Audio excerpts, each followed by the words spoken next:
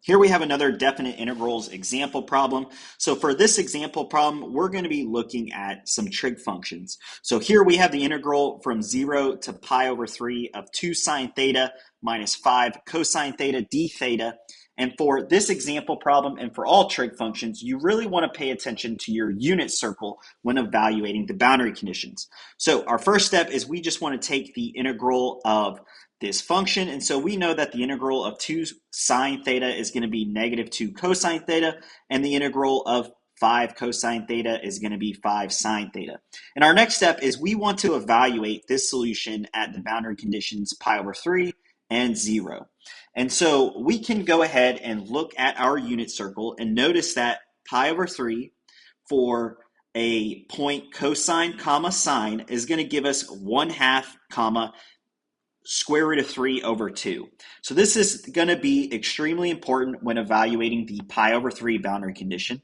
And when we look at 0, we get for our cosine term 1 and for our sine term 0. And so this will be also important when evaluating our 0 boundary condition. So let's go ahead and start plugging in our boundary condition. So we'll have pi over 3 for our first term. So you can see all we've done is plugged in pi over 3 for theta into the first and second term.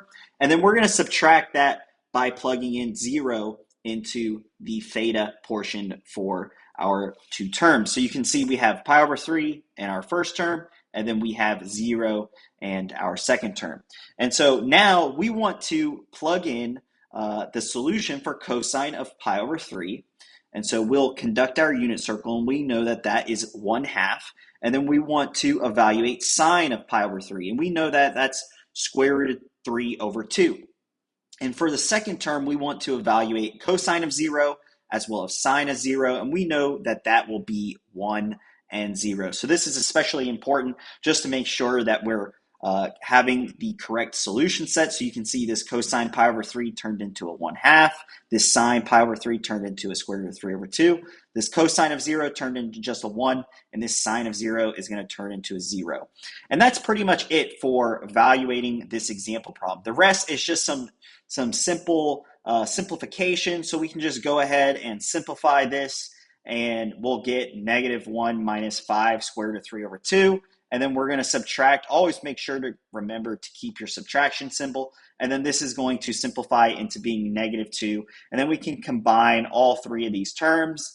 And the negative 1 and the 2 will get simplified to just 1. And then we'll carry over our negative 5 square root of 3 over 2 to get our solution.